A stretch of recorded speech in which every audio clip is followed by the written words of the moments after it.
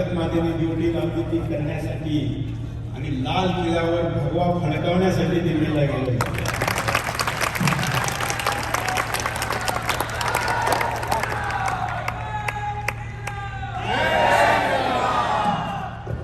सभी हिंदी भाषियों को तक ये कार्यक्रम जाए इसलिए हिंदी में ही बोलूंगा. आदरणीय मंच, रेखा दीदी जी, कर्णावती आश्रम से आए हुए साधक, पुणे के आज के इस कार्यक्रम के आयोजक और इस आज के कार्यक्रम में अपने बच्चों को लेकर आए, अपने माता पिता के रूप में आए, माता पिता के चरणों में वंदन करता हूं कि आज ऐसे माता पिता भी है. नहीं तो बच्चे तो एक्सीडेंटली पैदा हो रहे हैं, बच्चे संकल्प से पैदा होते हैं कि बच्चा कब होना चाहिए. हमारे गुरुजी तो ये मंचों से बताते थे बड़ी ही साधारण भाषा में, जिससे कि वो अश्लील ना लगे. ये विज्ञान है हमारे यहाँ पर, जन्म पूर्व संस्कार मैंने अपने दोनों बच्चों का किया हुआ. तो आज इस कार्यक्रम में मातृ पितृ पूजन दिवस के लिए उपस्थित सभी, इस मैदान में और इस कार्यक्रम को लाइव में देख रहे सभी को हरिओम हरिओम जो तक जाना चाहिए. हरिओम हरिओम हरिओम. आज पुणे के इस मैदान में, इस विद्यालय में मातृ पितृ पूजन दिवस के उपलक्ष्य में काफी बातें हुई, लेकिन जो विकल्प की बात, वैलेंटाइन डे के विकल्प के रूप में इस कार्यक्रम को करने की बात हुई. वैलेंटाइन के बारे में भी बताया गया, लेकिन मैं इसको अलग नजर से देखता. जो देश युद्ध में जा रहा था और वहां का राजा उस देश को बचाने के लिए, उस राज्य को बचाने के लिए अपने राज्य के युवाओं को सीमा पर भेज रहा था, युद्ध में भेज रहा था, उनको वहां ना भेजे. इसके लिए अगर आज भारत की तुलना करें कि भारत अगर सीमा पर अपने युवाओं को लेकर जाना चाहता है, सरकार अपील करती है, और कोई संत बनकर सामने आकर प्रेम की बातें करता है और उन युवाओं को कहता है कि नहीं नहीं लड़ो मत, प्रेम करो, तो उससे बड़ा दुश्मन उस राज्य का कोई नहीं हो सकता, ऐसा मैं मानता हूं. अरे हम जो संत कहते हैं ना, एक्चुअली ईसाईयत में, इस्लाम में संत नाम का शब्द नहीं है, सेंट है. सेंट का मतलब संत नहीं होता. फिर तो वो गोवा का जेवियर है ना, जिसको ईसाई औरंगजेब कहते हैं, उसको भी लोग सेंट कहते हैं. उसके नाम से विद्यालय है, सेंट जेवियर विद्यालय, जिसने हिंदुओं के हाथ को मरोड़कर, तब तक मरोड़ता था, मशीन बनाया था उसके लिए चरखे जैसा, जैसे गन्ने को हम पीस कर उससे रस निकालते हैं, वैसा हाथ पीसता था. और जब तक व्यक्ति धर्म नहीं बदलता था, ईसाई नहीं बनता था, या हाथ नहीं टूटता था, तब तक उस हाथ को मरोड़ता था. लोग उसको भी सेंट कहते. इसलिए सेंट का मतलब संत नहीं, ये ध्यान रखिए. और हमने ईसाई जो फादर कहते नहीं कहना चाहिए फादर. आप लोग नहीं कहते होंगे, लेकिन बहुत से लोग कहते. टीवी डिबेट में एक दिन ऐसा ही एक पादरी आ गया और हमने लिख दिया ईसाई पादरी. उसने कहा कि नहीं, मेरे नाम के सामने फादर लिखो तो ही मैं डिबेट में बैठूंगा. तो मैंने कहा तुम डिबेट में बैठो, इसलिए मैं बाप नहीं बनाऊंगा तुमको, तुम चले जाओ. उसको भगा दिया डिबेट से. हमारे बच्चे, छोटे छोटे बच्चों को फादर के स्कूल में, ईसाई के स्कूल में बाप लेके जाता और कहता है कि ये फादर है. वो बेचारा कंफ्यूज हो जाता है, फादर ही बता रहा है ये फादर है. मतलब इतने मूर्ख हम कैसे हो गए, किसको क्या कहना चाहिए.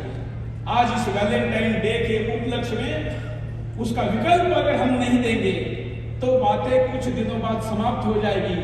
ये मैंने 2005 में शुरू किया, बापूजी ने भी उसके आसपास इस कार्यक्रम को शुरू किया. मैं ये मानता हूं तब वैलेंटाइन डे को जबरदस्त विरोध होता था, लेकिन आजकल हो रहा है क्या? अब तो हिंदू संगठनों ने भी वैलेंटाइन डे का विरोध बंद किया.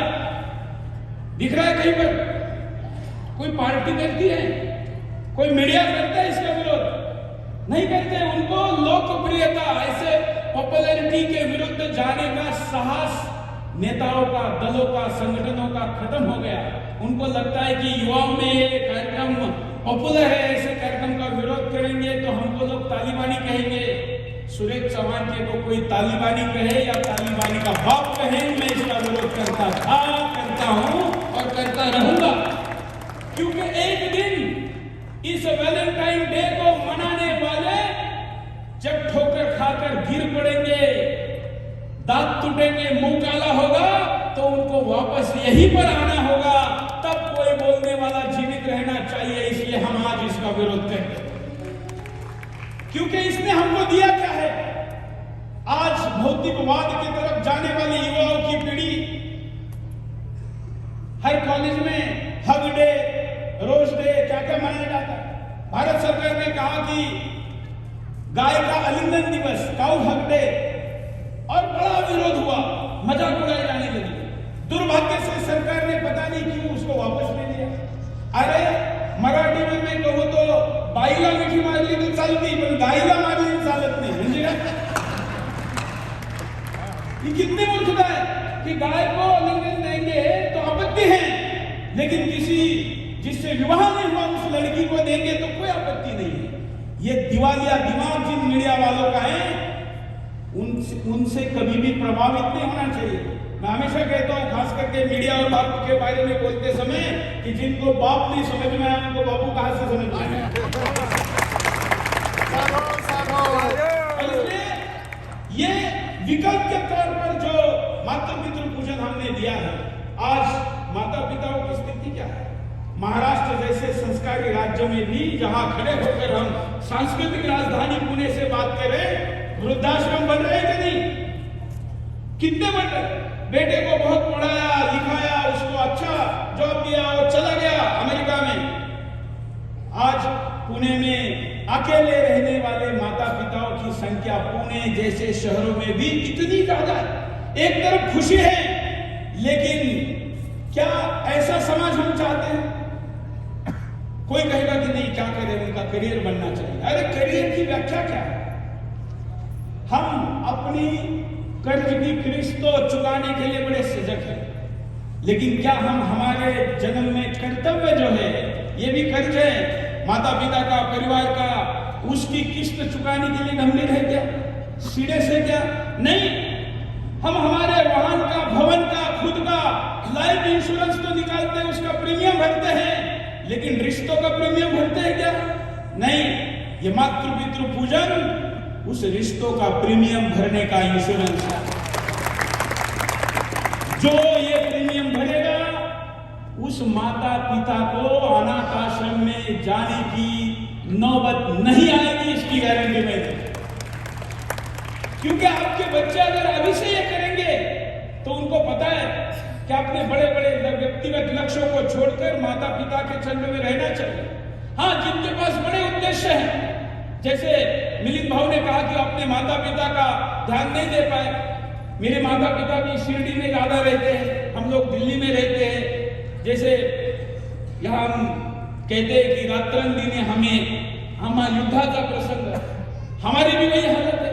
तो हमने हमारे माता के पास एक दिन कहा कि हमें मन में कभी कभी व्यथा होती है कि हम आप लोगों को टाइम नहीं दे पाते। तो हमारे माँ ने कहा कि छोटी माँ की पूजा तो हर कोई करता है, ध्यान हर कोई देता है, तुम बड़ी माँ का ध्यान दे रहे हो और इसलिए मेरी सेवा है। और ऐसे हमारे माँ बाप, इसलिए तो हम ऐसा कर पा रहे हैं। नहीं तो हम भी बाकी चैनल वाले जैसा MTV वाला होते तो हमको कौन पूछता? भाई यहाँ आकर ऐसे इस कार्यक्रम में भी नहीं बैठना पड़ता, पेज 3 कार्यक्रम में होते, 5 स्टार होटलों में अर्धनग्न नारियों के साथ, और फिर भी लोग सेलिब्रिटी कहते। लेकिन जीवन में बनना क्या है, इसका लक्ष्य तय होना चाहिए। मित्रों, आज ये मातृ पितृ पूजन विश्व में कितने लोग साझा करते हैं आप जानते हैं? इसका आंकड़ा आज गुजरात के पॉपुलेशन से बड़ा हो गया। विश्व में छोटे देशों की संख्या एकत्र करूं तो 21 देशों के संख्या के बराबर लोग मातृ पितृ पूजन मनाते हैं। 21। इतनी बड़ी संख्या में जो लोग कर रहे हैं, ये आने वाले दिनों में बाकी लोग भी करेंगे। चिंता मत करिए, क्योंकि सत्य के मार्ग पर, संस्कारों के मार्ग पर चलना मुश्किल होता है। लेकिन जो इस मार्ग पर चलता है और हर स्थिति, व्यक्ति का जीवन हो, कोई संस्था हो या कोई आंदोलन हो, कोई विचार हो, उसके जीवन में 3 अवस्थाएं आती है। लोग शुरू में इग्नोर करते हैं, बाद में विरोध करते हैं और उसके बाद उसको स्वीकार करते हैं। आज कोई इग्नोर कर रहा होगा, विरोध कर रहा होगा, तो कल उसको भी स्वीकार करना ही होगा। वो स्थिति आएगी, विश्वास रखिए। ये क्यों आया? ये स्थिति क्यों ऐसी पैदा हो गई कि हम माता पिताओं को वृद्धाश्रम में रखें? आज घरों में जो टीवी है ना, आपके बच्चे आपके साथ ज्यादा समय बिताते हैं कि टीवी के साथ ज्यादा समय बिताते हैं या मोबाइल के साथ ज्यादा समय बिताते हैं? आज हिंदुस्तान के बच्चे विश्व के मल्टीनेशनल कंपनियों के लिए एक ग्राहक के तौर पर शिकार बनाए जा रहे हैं। कार्टून के द्वारा उनके दिमाग में ऐसी बातों को डाला जा रहा है कि कल का हिंदुस्तान है, इसको आज ही गुलाम बना के रखना है। इतना बड़ा, आज 150 करोड़ जिसकी आबादी है, हम चाइना को बिछड़ चुके हैं, हम आगे चाइना से ज्यादा आबादी हो चुकी है हमारी। ऐसे देश का युवा अगर दिमाग से गुलाम रहेगा तो शरीर से युद्ध कर पाएगा क्या? कर पाएगा? नहीं। हम शिवाजी महाराज चाहते हैं, हर कोई कहता है हाँ शिवाजी महाराज जैसे महापुरुष आने चाहिए, लेकिन जीजा माता बनने के लिए कितनी माताएं तैयार है? और अगर जीजा माता ही नहीं बनेगी तो शिवाजी महाराज कैसे रहेंगे? विश्व का उद्योगपति लीजिए, विद्वान लीजिए, राजनेता लीजिए, साइंटिस्ट लीजिए, माँ बाप के बराबर आ सकता है क्या? उनके बगैर आ सकता है क्या? नहीं, वो चाहिए। वो जितने महान होंगे, बाप से बेटा सवाई, ऐसा ही हम कहते हैं ना। यही हमारा कर्तव्य है कि समाज को जाते समय हमने हमसे बेहतर अगली पीढ़ी देकर जाना है। लेकिन आज व्यक्तिगत स्वार्थों के कारण, इतना ही क्या, आज ऐसी माताएं जो अपने बच्चों को अपना स्तनपान इसलिए नहीं कराती क्योंकि डॉक्टर कहता है कि बच्चों को स्तनपान कराओगी तो तुम्हारी सुंदरता कम हो जाएगी। है कि नहीं? ऐसी माताएं करोड़ों की संख्या में है जो अपने बच्चे को अपनी सुंदरता के भय में दूध नहीं पिलाती। वो शेर पैदा कर सकती है क्या? कर सकती है? हमारे यहाँ तो संभाजी महाराज के बारे में कहते हैं, या यहाँ पर तो पवाड़े में भी कहते हैं, बागाचा दबड़ांत घालूनी हाथ मोदी दांत। शेर के जबड़े में हाथ डालकर उसके दांत गिरने वाली पीढ़ी क्या बकलों का दूध पिलाकर बड़ी होगी क्या? हमने गंभीर चिंता करनी चाहिए कि आखिर हमें इतनी ऊंची इमारतें, लंबी सड़कें, इतना आधुनिक विकास की बातें करते हैं, लेकिन क्या व्यक्ति विकसित हो रहा है क्या? वो तो पिछड़ रहा है, वो तो पश्चिम की तरफ जा रहा है और पश्चिम पूर्व की तरफ आ रहा है। यूरोप में एक गाय को गले लगाने के लिए 200 यूरो देते हैं। आप गूगल करके देखिए। ऑस्ट्रेलिया में डॉलर देते हैं, अमेरिका में देते हैं, गाय को गले लगाने के पैसे हैं। और हमारे यहाँ पर उसका मजाक उड़ाया। वो यहाँ पर आना चाहते हैं। अब हरिद्वार जाइए, काशी जाइए, आपको विदेशी लोगों की इतनी बड़ी संख्या मिलेगी क्योंकि वहां का जीवन एकाकी हो गया। आज हिंदुस्तान में माता पिता खास करके ध्यान दें। इस निमित्त हमको ऐसे मुद्दों पर चर्चा करनी चाहिए। आजकल ऑनलाइन फूड होम डिलीवरी का बड़ा चलन चल पड़ा है कि आसानी से घर पे खाना मंगाओ, घर में बनाने की जरूरत नहीं। अमेरिका में ये स्थिति 1968 में शुरू हुई थी। वहां के समाजशास्त्रियों ने कहा कि अगर घर के अंदर का किचन समाप्त हो जाएगा तो घर हॉस्टल और होटल बन जाएगा। आज अमेरिका में 68 के बाद 2023 में जब आपके सामने मैं खड़ा हूं तो केवल 6% माता पिता बच्चों के साथ रहते हैं। कितना? केवल 6%। पहली शादी 50% पहला मैरिज डाइवर्स होता है, 74% दूसरा डाइवर्स होता है और 98% तीसरा डाइवर्स होता है। उसके बाद वो अकेले ही रहता है। किचन समाप्त तो घर का घरपन समाप्त। इसलिए घर का किचन समाप्त नहीं होने देना चाहिए। माँ ने अपने हाथ से बनाकर खिलाया हुआ खाना ही सबसे बड़ा प्रसाद है। हम महाराष्ट्र में पूरे देश में साउथ इंडियन होटल देखते हैं, उडुपी होटल, और उडुपी की टेस्ट सबसे अच्छी होती है ऐसा कहते हैं साउथ इंडियन डिश में। क्यों अच्छी होती है आप जानते हैं? मैं गया था कभी उड़पी 5-1 साल पहले किसी कार्यक्रम में। उस कार्यक्रम में मैंने कहा कि यार ये पूरे हिंदुस्तान में, विदेश में कहीं पर भी जाओ तो उड़पी रेस्टोरेंट और फिर उसका सबसे अच्छा टेस्ट है, क्या बात है।